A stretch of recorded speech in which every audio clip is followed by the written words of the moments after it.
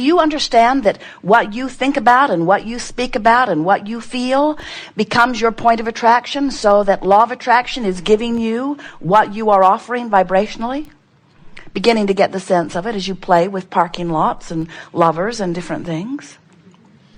So as you understand that law of attraction is responding to your vibrational offering, do you now get a glimpse of understanding that law of attraction is responding to this larger part of you too? Did you hear us? Or here's a better way of putting it. Do you sort of kind of accept, or being gentle, that you are really this larger energy, this eternal being?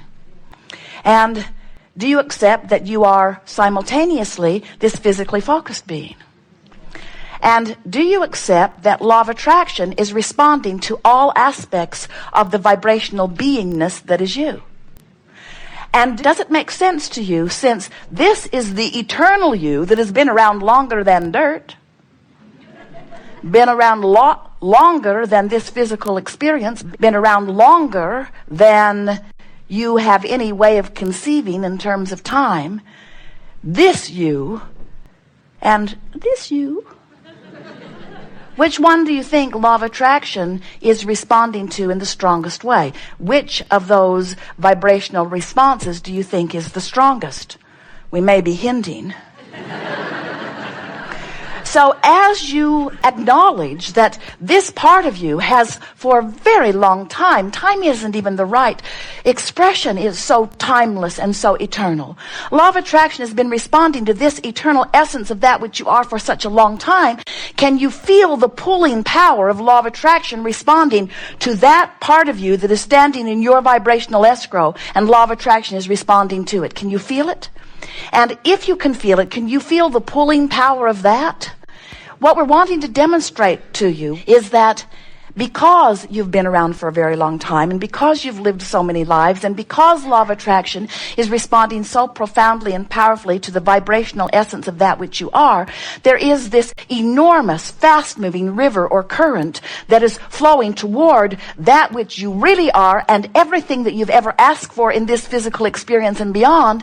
A powerful current is flowing. And when you let yourself go with that current, you feel exhilaration and passion. You feel joy and appreciation and love. And when you don't let yourself go, you don't feel so good. When you hold to a thought that is contrary of the thought that is really you, in other words, who you really are as a lover, and when you're mad at someone, you're not going with who you are, and you feel the anger or hatred, which is your indication that you're not letting yourself be who you really are. You're not letting yourself be who life has caused you to become. And the thing that is most interesting about this is that because of the life that you're living, and because of the contrast that you're evaluating, you are the one who is giving the speed to your stream. You're also the one who's either going with it or not going with it. And so you are in total control, not only of how you feel, not only of whether you go with the stream toward everything that you want or not, but you have total control over everything that manifests or doesn't, and how fast it manifests or how slow it manifests in your experience. You're in total control of everything, but most of you don't even know it. Most of you don't realize that there is this powerful stream. Most of you don't realize the importance of the contrast that you are living. That's why when we say, do you enjoy the contrast of your time and place? You say, yes.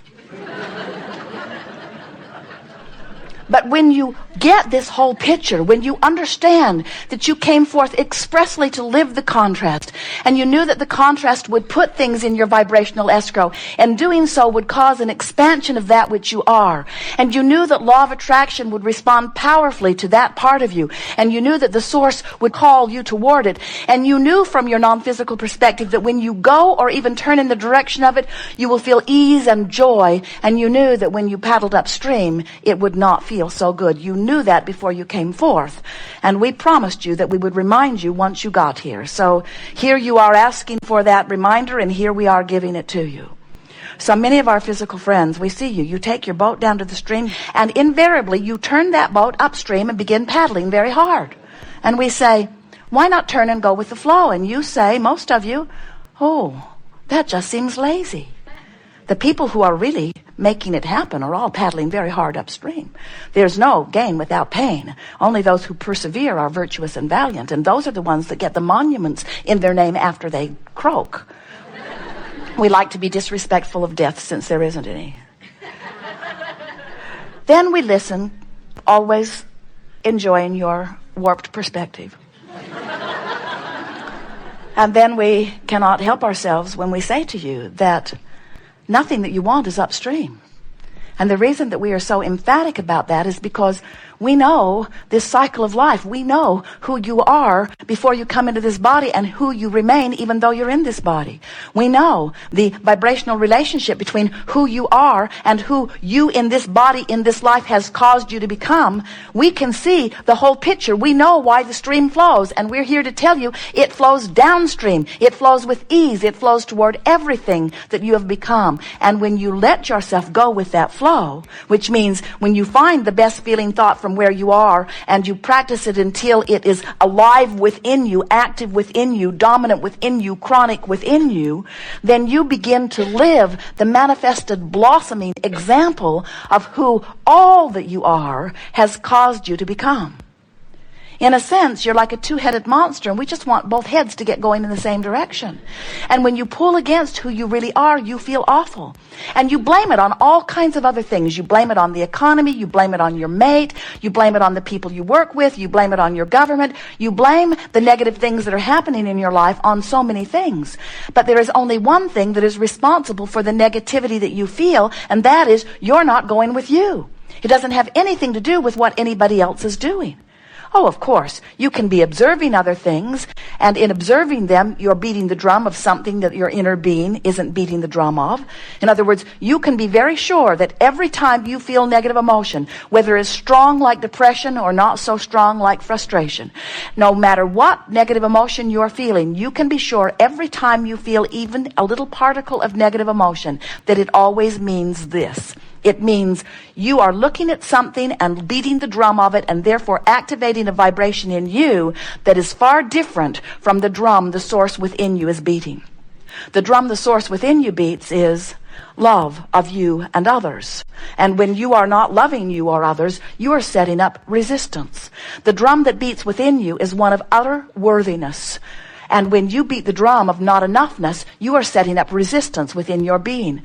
The drum that beats within you is absolute knowledge of your value, an absolute expectation of this expansion that is inevitable. When you are feeling not enough, or when you are feeling doubt about your ability to do something, you've set up a vibration of resistance. The drum that beats within the source that is really you, the drum that sees through the eyes of source, in other words, that perspective of the eyes of source, knows your absolute wellness. And when you are beating the drum of sickness or gimpiness or limpiness or not enoughness or sniffliness, when you are beating the drum of poor me-ness, you cause a separation of vibration between who you really are and who you are allowing yourself to be. We see our greatest value to you in helping you to turn downstream, which is where all of the stuff that you want is. We have the wonderful advantage of being able to see clearly what you've put in your vibrational escrow. And so, from our point of view, the things that you want, it's not a question of if you can have them. Of course you can. It's only a question of when you will allow them in.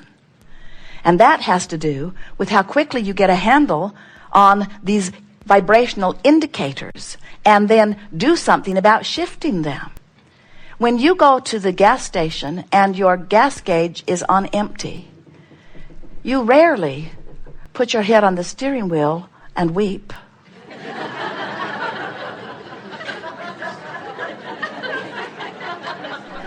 I'm done. I've come to the end. Because that indicator is an indicator. It isn't a proclamation. It doesn't say on the gas gauge, empty, defeated, stupid, and life is over. It says, tank's empty, and you know what to do about it. And so the indicator is a benefit to you. You don't ever, or rarely, we've only seen it twice, put a happy face sticker over your gas gauge because it's depressing to see it on empty. Oh, that's so much better. Now I don't have to worry about that anymore. Because you want to know if your tank is empty. And we are wanting to remind you that you want to know if you are a vibrational match to what's in your vibrational escrow or where you are in proximity to it. Because if you don't know that and you don't do something about it when you find an indicator, don't worry, it will get bigger.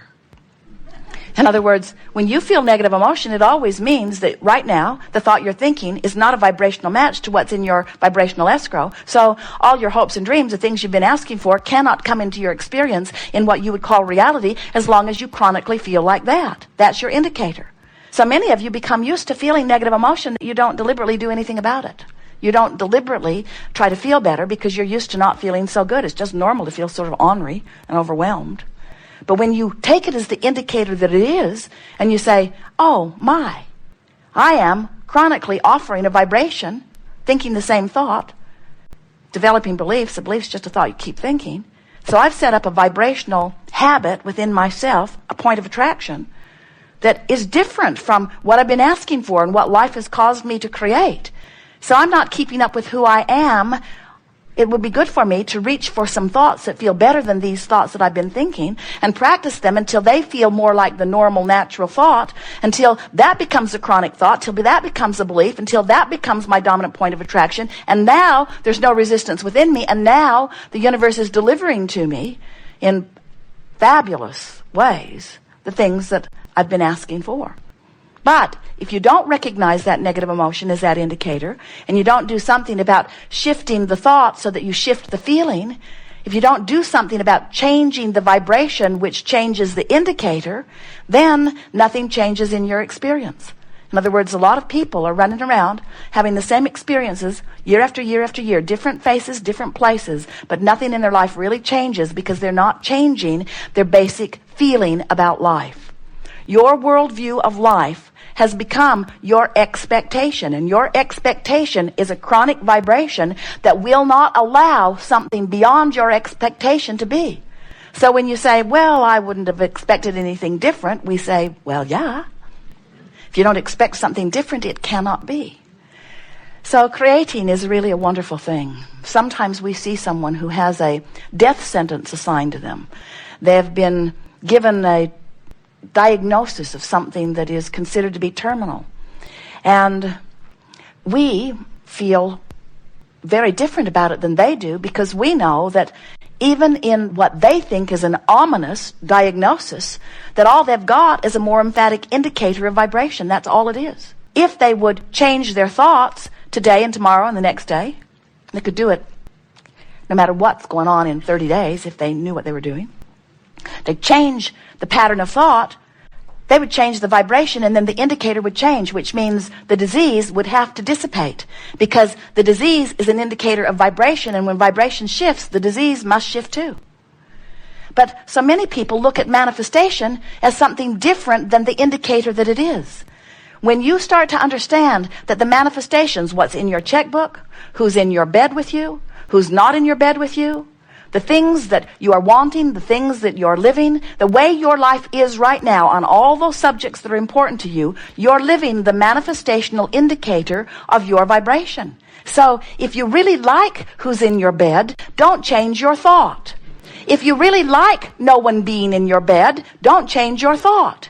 If you really like what's in your bank account, don't change your thought, don't change your vibration, don't do anything about shifting the indicator. If you like it the way it is, just keep observing it as it is, keep that vibration going, keep your point of attraction as it is.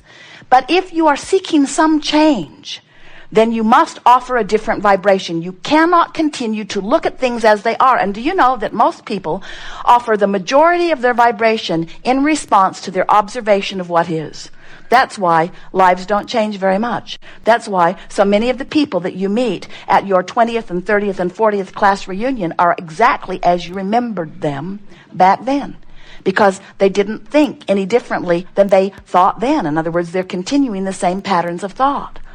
But you now know different. You now know that you are an eternal being, and you now know that you have a vibrational escrow, and you now know that you have guidance that's letting you know what you're doing in vibrational relationship with that. So you can't go back.